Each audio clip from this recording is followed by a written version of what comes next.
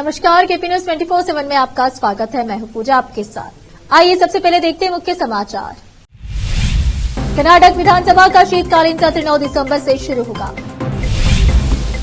प्रधानमंत्री नरेंद्र मोदी के राज्य को लूटने वाले बयान पर भड़के मुख्यमंत्री सिद्धरामैया, बोले हम मुकदमा दायर करेंगे। शीतकालीन सत्र में बीजेपी का मुकाबला करने के लिए तैयार रहे मुख्यमंत्री सिद्धरामैया ने मंत्रियों से कहा। महाराष्ट्र के पूर्व मंत्री अनिल देशमुख पर हमले के मामले में 4 लोगों पर मामला दर्ज। बीते दिन हुआ था गाड़ी पर पथराव, सिर पर आई थी चोट।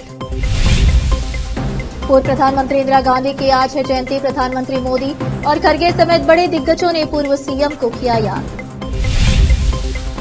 गैर हिंदू कर्मचारी ट्रांसफर करवा ले या वीआरएस ले ली, तिरुमला ट्रस्ट का अल्टीमेटम।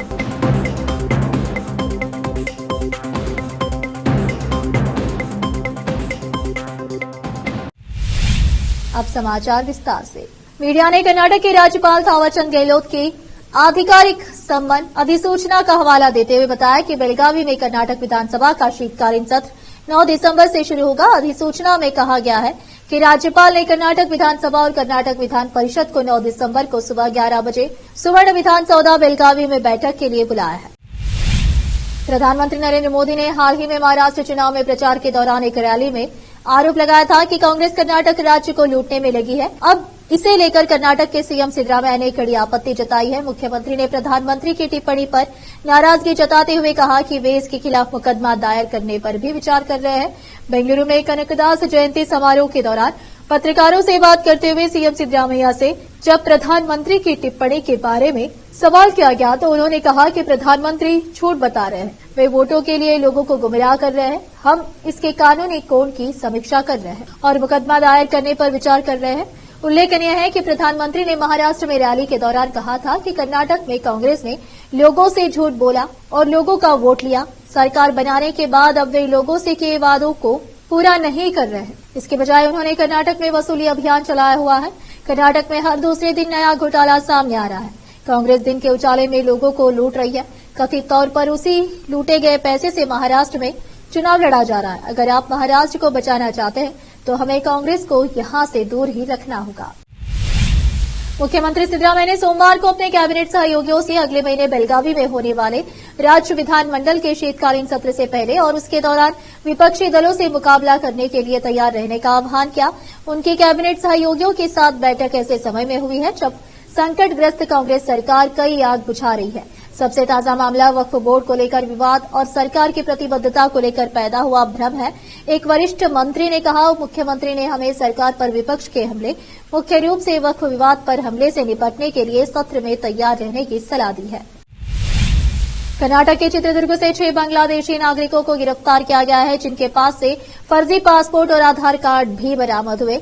जानकारी के मुताबिक कुछ साल पहले ये लोग पश्चिम बंगाल सीमा से दाखिल हुए, जिसके बाद से ये सभी देश के अलग अलग हिस्सों में रह रहे थे। हाल ही में ये लोग खाने कमाने की तलाश में चित्रदुर्ग पहुंचे, लेकिन पुलिस ने इन्हें गिरफ्तार कर लिया।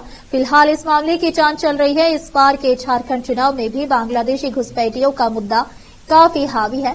बीजेपी का दावा है कि झामुमो के नेतृत्व वाली सरकार पर बांग्लादेशी घुसपैठियों को संरक्षण दे रही है, जो कथित तौर पर झारखंड की आदिवासी महिलाओं से शादी करके उनकी जमीन हड़प रहे हैं। वहीं सोरेन ने आरोप लगाया, असम के मुख्यमंत्री हेमंत बिश्व शर्मा को मणिपुर में जो हो रहा है उसके बारे में बोलना चाहिए।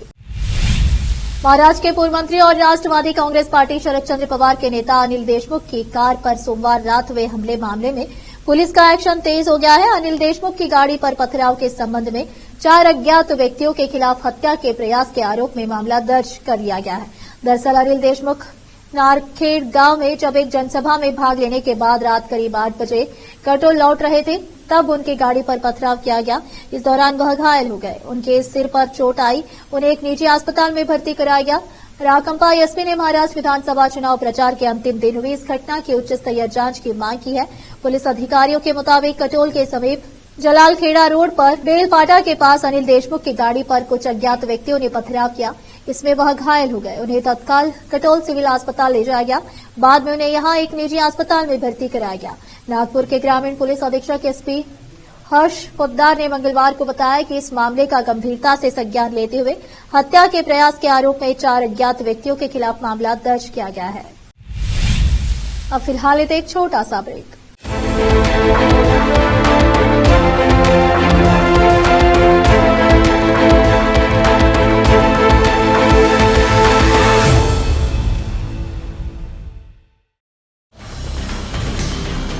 हिंदुस्तान के हर कोने में हम हैं मौजूद। 24 घंटे हालात पर गहरी नजर, खबरों से जुड़े चुपते सवालात और आपको दिखाता है धार्मिक, सामाजिक, राजनीतिक, लोकल और इंटरनेशनल न्यूज की सबसे बेहतर कवरेज,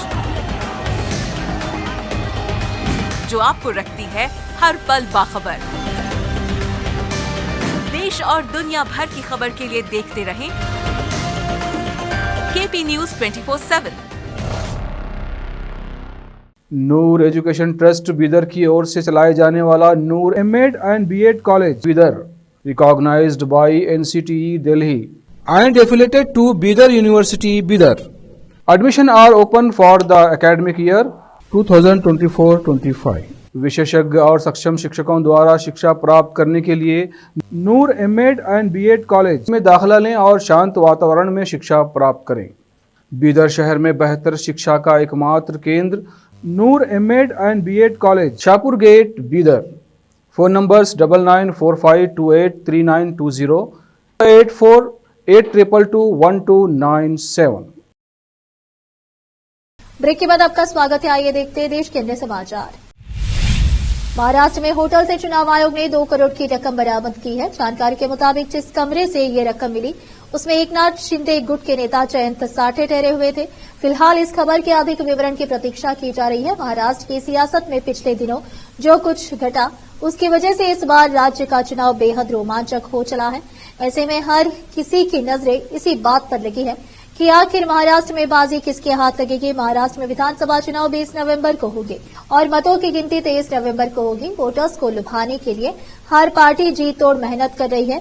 एक तरफ महाविकास अघाड़ी चुनाव से पहले ही अपनी जीत को लेकर आश्वस्त दिख रही है, वहीं महायुति गठबंधन को राज्य में सरकार बनाने का पूरा भरोसा है। महायुति में एकनाथ शिंदे की पार्टी, अजित पवार की एनसीपी और बीजेपी शामिल है। पूर्व प्रधानमंत्री इंदिरा गांधी की जयंती पर प्रधानमंत्री नरेंद्र मोदी समेत तमाम दिग्गजों ने उन्हें याद किया है। माइक्रो ब्लॉगिंग साइट एक्स के जरिए पीएम मोदी ने श्रद्धांजलि अर्पित की, तो वहीं सांसद राहुल गांधी समेत तमाम नेता कार्यकर्ता शक्ति स्थल पहुंचे। सोशल मीडिया प्लेटफॉर्म एक्स पर पीएम मोदी ने लिखा, भारत की पूर्व प्रधानमंत्री श्रीमती इंदिरा गांधी को उनकी जयंती पर श्रद्धांजलि। वहीं कांग्रेस पार्टी ने एक पोस्ट पर लिखा, साहस, शक्ति, समर्पण और संकल्प की पर्याय भारत की प्रथम महिला प्रधानमंत्री श्रीमती इंदिरा गांधी की जयंती पर नमन। इंदिरा गांधी शक्ति और लचीलेपन का प्रतीक थी। उनके परिवर्तनकारी नेतृत्व ने भारत को नई ऊंचाइयों पर पहुंचाया, बाधाओं को तोड़ा और भारत के भविष्य को आकार दिया। हम इंदिरा गांधी को अपनी हार्दिक श्रद्धांजलि अर्पित करते हैं, जिनकी देशभक्ति और राष्ट्र के प्रति समर्पण लाखों लोगों को प्रेरित करता है। कांग्रेस के राष्ट्रीय अध्यक्ष मल्लिकार्जुन खड़गे ने लिखा, करोड़ों भारतीय भारत की लोह महिला श्रीमती इंदिरा गांधी के जीवन से प्रेरणा लेते रहेंगे। इंदिरा गांधी आजीवन संघर्ष, साहस और गतिशील नेतृत्व की प्रतीक थी, जिन्होंने निस्वार्थ भाव से राष्ट्र निर्माण में योगदान दिया। उन्होंने भारत की एकता और अखंडता की रक्षा के लिए अपना जीवन बलिदान कर दिया। उनकी जयंती पर हमारी विनम्र श्रद्धांजलि। हरियाणा के अंबाला में शंभू बॉर्डर पर बैठे किसान अब दिल्ली जाएंगे। 6 दिसंबर को किसान दिल्ली कूच करेंगे। हालांकि राहत की बात है कि किसान ट्रैक्टर और ट्रॉली लेकर दिल्ली नहीं जाएंगे। उधर अब अंबाला पुलिस ने भी शंभू बॉर्डर के पास से 9 महीने बाद बैरिकेड्स हटा दिए हैं। दरअसल 13 फरवरी को किसान आंदोलन शुरू हुआ था और पंजाब के किसान दिल्ली जाने के लिए घर से निकले थे। हालांकि हरियाणा के बॉर्डर्स पर इन्हें रोक लिया गया था और तब से किसान यहीं पर डेरा डाले हुए हैं।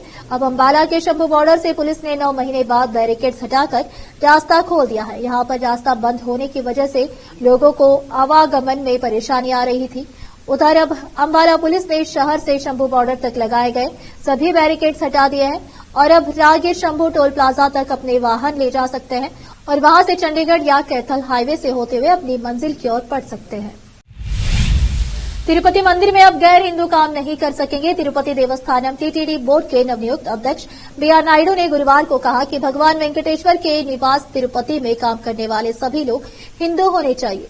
टीटीडी अध्यक्ष ने पत्रकारों से बातचीत में कहा कि वह इस बारे में आंध्र प्रदेश सरकार से बात करेंगे कि दूसरे धर्मों के वर्कर्स के संबंध में क्या फैसला लिया जाए, क्या उन्हें दूसरे सरकारी विभागों में भेजा जाए या फिर पीआरएस स्वैच्छिक सेवानिवृत्त दे दिया जाए। टीटीडी अध्यक्ष का कहना है कि उनकी पहली कोशिश यह होगी कि तिरुपति मंदिर में काम करने वाला हर शख्स हिंदू हो। उन्होंने कहा कि इसमें कई मुद्दे हैं, हमें इस पर गौर करना होगा। भगवान वेंकटेश्वर के भक्त बीआर नायडू ने कहा कि यह उनका सौभाग्य है कि वह टीटीडी बोर्ड के अध्यक्ष के रूप में चुने गए हैं। बीआर नायडू ने आरोप लगाया कि पिछली वाईएसआर कांग्रेस सरकार के दौरान तिरुमला में कई अनियमितताएं हुई। उन्होंने कहा कि मंदिर की पवित्रता बरकरार रखी जानी चाहिए। अब फिलहाल एक और छोटा सा ब्रेक।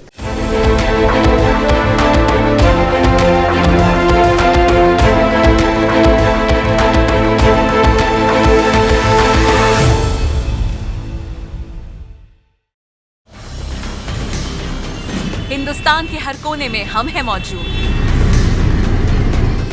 24 घंटे हालात पर गहरी नजर, खबरों से जुड़े चुपते सवालात और आपको दिखाता है धार्मिक, सामाजिक, राजनीतिक, लोकल और इंटरनेशनल न्यूज की सबसे बेहतर कवरेज जो आपको रखती है हर पल बाखबर। देश और दुनिया भर की खबर के लिए देखते रहें KP News 24/7। Noor education trust Bidar की ओर से चलाए जाने वाला Noor MEd and BEd college Bidar, recognised by NCTE Delhi and affiliated to Bidar University, Bidar. Admission are open for the academic year 2024-25. विशेषज्ञ और सक्षम शिक्षकों द्वारा शिक्षा प्राप्त करने के लिए नूर एमएड एंड बीएड कॉलेज में दाखिला लें और शांत वातावरण में शिक्षा प्राप्त करें। बीदर शहर में बेहतर शिक्षा का एकमात्र केंद्र Noor MEd and BEd college, Shahpur gate, Bidar.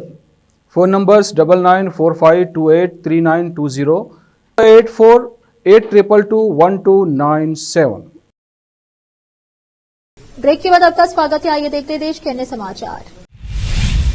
एक तरफ देश की राजधानी दिल्ली में प्रदूषण ने लोगों का हाल खराब कर रखा है, वहीं शहर में कम विजिबिलिटी की वजह से लोगों की मुसीबतें बढ़ती ही जा रही है। शहर में बढ़ते स्मॉग की वजह से लोगों का एक जगह दूसरी जगह जाना भी मुश्किल हो गया है। दिल्ली एनसीआर समेत लगभग पूरा उत्तर भारत पिछले 2 दिनों से धुंध की चादर में लिपटा हुआ है। सर्दी के साथ ही कोहरा भी घना होता जा रहा है। इसका असर आवाजाही पर भी साफ दिख रहा है। उत्तर भारत के कई शहर कोहरे और धुंध की चपेटे में है। सुबह 10 बजे भी हालात कुछ ऐसे रहे कि ठीक से दिखाई तक नहीं दे रहा था। इसका असर ट्रेनों और फ्लाइट्स पर भी देखने को मिल रहा है। मंगलवार को विजिबिलिटी घटने की वजह से रेल और हवाई यातायात भी काफी प्रभावित हुआ है। दिल्ली एयरपोर्ट पर कई उड़ानों का रूट डाइवर्ट किया गया, जबकि कई उड़ानों में देरी हुई। दिल्ली में खराब मौसम के कारण विजिबिलिटी घट गई। दिल्ली में खराब मौसम और फॉग के कारण दिल्ली एयरपोर्ट पर विमानों की लैंडिंग में समस्या आ रही है। अभी तक दिल्ली से 8 विमानों को डाइवर्ट कर दिया गया है। पीएम मोदी G20 समिट के लिए अभी ब्राजील में है। इस दौरान पीएम मोदी और इटली के प्रधानमंत्री जियोर्जिया मेलोनी की मुलाकात हुई। G20 समिट के इतर पीएम मोदी और मेलोनी के बीच द्विपक्षीय बैठक हुई। पीएम मोदी और मेलोनी दोनों ने एक्स पर इसकी तस्वीर भी शेयर की है, जिसमें दोनों मुस्कुराते हुए हाथ मिलाते नजर आ रहे हैं। इन तस्वीरों से भारत और इटली के बेहतर संबंध की झलक दिखती है। इटली के पीएम जियोर्जिया मेलोनी ने जो तस्वीर शेयर की है, उसमें दोनों नेता मुस्कुराते हुए गर्मजोशी से हैंड शेक करते नजर आ रहे हैं। इटली के पीएम मेलोनी ने कहा कि भारत के प्रधानमंत्री नरेंद्र मोदी से मिलकर हमेशा बहुत खुशी होती है। भारत के बढ़ते वैश्विक प्रभाव और इटली और भारत के बीच रणनीतिक साझेदारी की जमकर तारीफ की। वहीं पीएम मोदी ने भी कहा कि मेलोनी से मिलकर उन्हें भी खुशी हुई। तस्वीर में दोनों की मुलाकात जो देखा जा सकता है। फिर से एक नजर मुख्य समाचारों पर। कर्नाटक विधानसभा का शीतकालीन सत्र 9 दिसंबर से शुरू होगा।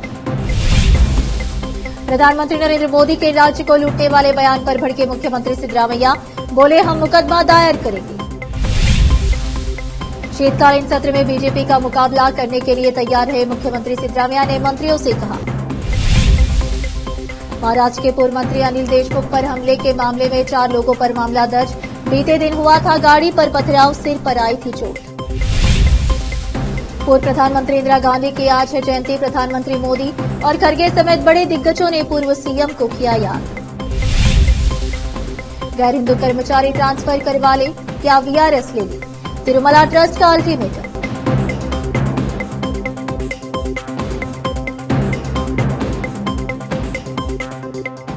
केपी न्यूज में इस वक्त के लिए इतना ही। देश प्रदेश के समाचारों के लिए देखते रहिए आपका अपना चैनल केपी न्यूज 24/7। धन्यवाद।